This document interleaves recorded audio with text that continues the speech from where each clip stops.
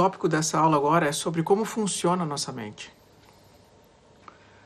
Uma perspectiva muito interessante para mim é a perspectiva da psicologia budista sobre como funciona a mente. Então, para a psicologia budista, que é um pensamento que eu uso na meditação e que eu acredito que ajuda muito os alunos a evoluírem na meditação, a mente é um dos sentidos. Então, a gente tem os 5 sentidos, certo? Visão, audição, tato, olfato, paladar, que são as 5 portas. Por meio desses 5 sentidos, a gente tem contato com a realidade. Então, quando eu tenho contato com a parede, eu tenho contato através do tato, através da visão, através do olfato, certo? Então, são portas para minha consciência experimentar a realidade. Só que, segundo a psicologia da budista de meditação, a mente também é uma porta. Então, é através da mente que eu experimento isso. E a mente é a porta que está relacionada a todos os sentidos. Então, ela é a porta principal, ela é a guardiã principal, ou a primeira porta da consciência. Então, assim, a gente tem aquelas classificações na psicologia ocidental, ou até no pensamento comum, de pensamento, emoção, sentimentos, faculdades cognitivas, cognição, afeto, né? A gente não vai entrar nisso na meditação, a gente vai partir direto para a psicologia budista, que ela nos ajuda muito, e para a psicologia budista, todo o nosso ser, todo o nosso eu, ele nada mais é do que um conjunto de coisas. Então, a nossa identidade, ela é a soma de várias coisas que estão em movimento. Ou seja, a gente não tem uma identidade fixa como a gente imagina. Então, eu sou o conjunto de 5 coisas. De 5 coisas juntas. Uma dessas coisas é a matéria, é a forma que eu tenho. A segunda coisa é a consciência, que é aquilo que existe, que simplesmente está ali para perceber as coisas, que é a outra parte. Forma, consciência, percepção. Depois, eu tenho as sensações. Então, a consciência é o que é o ser, que experimenta. A percepção são essas faculdades, é através dos sentidos, que são as portas, que eu percebo visualmente, sonoramente, que eu percebo a realidade. Depois eu tenho as sensações, agradáveis, desagradáveis, que é a minha sensação perante as coisas. E depois eu tenho a minha reação, que pode ser uma reação de avidez, de desejo, pode ser uma reação de aversão. E basicamente as nossas reações são, ou a gente reage se agarrando, a gente gosta de alguma coisa, eu sinto essa parede como agradável, eu quero manter isso, ou se eu escuto um barulho que eu não gosto, é uma reação de empurrar, agarrar e empurrar. Então, forma, matéria, consciência, percepção, sensação e reação são os 5 agregados que juntos formam a nossa experiência de ser, de existir. E essas 4 partes, tirando a forma, né, elas são as partes mais importantes para a gente entender o funcionamento da mente. Então, grande parte do nosso trabalho na meditação está relacionado à reação perante as sensações. Então, vamos supor, vocês estão tendo a vida de vocês, vocês vão ter uma percepção e ela vai gerar uma sensação e ela vai gerar uma reação. E o problema é que a nossa falta de sabedoria, a nossa falta de equilíbrio faz com que tenhamos reações desequilibradas. Então, o trabalho da meditação, o trabalho da Vipassana, do Zazen, é de você conseguir não reagir, mas sim observar. E a partir dessa observação, você vai agir. Então, esse é o trabalho nosso, né? Essas percepções, elas podem ter várias naturezas, mais emocional, mais mental, pode ser...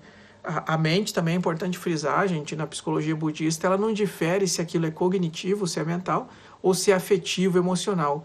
Tudo aquilo que é interno faz parte da mente. Todas essas sensações internas fazem parte da mente.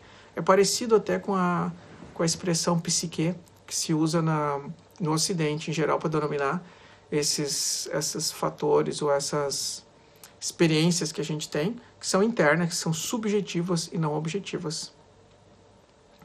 Outra coisa importante assim sobre a nossa mente é que basicamente a nossa mente trabalha o tempo todo. A gente consegue parar o nosso corpo, mas a mente ela fica pensando o tempo todo. Então existe uma reação na mente nossa, que ela é uma reação compulsiva de trabalho. Então a nossa mente ela é basicamente igual um macaquinho doidinho, que ele fica correndo para lá e para cá o tempo todo. E essa compulsão por ação, por fazer, por movimento, gera esse estresse que depois vai chegar no nosso corpo. Então, boa parte do nosso trabalho é saber lidar com esse macaquinho que fica dentro da nossa cabeça e que faz a gente reagir através da aversão e através da avidez de querer agarrar e querer empurrar, querer agarrar, querer empurrar. E a nossa mente funciona também num ritmo que a gente não consegue controlar e sempre atrelado a coisas que estão fora do momento presente. Então é aquilo que já aconteceu, que a gente fica lembrando ou fica lamentando, e é aquilo que vai acontecer, que está no futuro, que a gente fica prospectando. Então o trabalho de equilibração ou de equilíbrio da nossa mente é manter a mente no momento presente. Digamos que para aqueles que conhecem o budismo, todo o correto que a gente tem na concentração correta, na atenção plena correta, no pensamento correto, significa o quê? O que a gente tem no nobre caminho óctuplo. Você manter a mente no momento presente. Porque você estando na realidade, você vai ver as coisas como elas são, não como você gostaria que elas fossem. A nossa ignorância, o nosso sofrimento, que é a causa dos problemas que a gente tem, da nossa saúde mental, da nossa saúde física, ele acontece em grande parte porque a gente não vê as coisas como elas são. A gente distorce as coisas.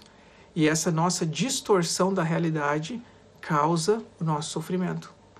Entendemos também, só para frisar na meditação, que existe o sofrimento físico. Se eu levo uma pedrada na minha perna, ou se eu bato, eu vou sentir dor. Só que existe uma diferença entre a dor e o sofrimento. Se vocês pegam uma pessoa que ela machucou a perna, vocês vão ver que ela está lamentado. Nossa, como que isso aconteceu? Ah, tá muito feia a minha perna. Será que eu vou ter que fazer ponto? Né? Então existe uma parte mental, uma dor mental. O nome dessa dor mental é sofrimento. A dor física é aquilo que está acontecendo. Às vezes não acontece de vocês verem um cachorrinho, por exemplo, que está precisando de resgate na rua, que ele está machucado, mas mesmo estando machucado, ele expressa carinho por você. Então ele sente dor, porque ele está com a patinha machucada, mas ele não está sofrendo, porque ele não está lamentando isso. Então, entendemos que a mente desequilibrada ou não treinada é a causa desse sofrimento. E na meditação vamos trabalhar para conseguir usar a nossa mente de maneira apropriada, mais no momento presente. Outra coisa assim, que eu gostaria de comentar sobre o funcionamento na mente é que, às vezes, eu mesmo, quando comecei a praticar meditação, gente, eu não sabia muito bem o que eu faria com relação ao planejar o futuro. Então eu pensava, nossa, eu vou no curso, mantenho a minha mente no momento presente. Os livros de meditação falam para se manter no momento presente, não pensar em nada. Como que eu vou planejar o meu futuro, o amanhã, o que eu vou fazer da minha vida, que faculdade que eu vou fazer? Eu pensava isso, né?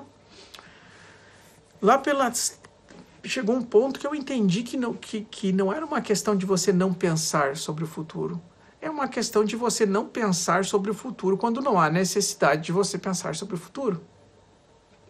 Então, boa parte do meu dia a dia eu posso me manter no momento presente, descansar a minha mente, me sentir bem, experimentar os meus sentidos, as coisas que estão acontecendo para mim e viver de momento a momento.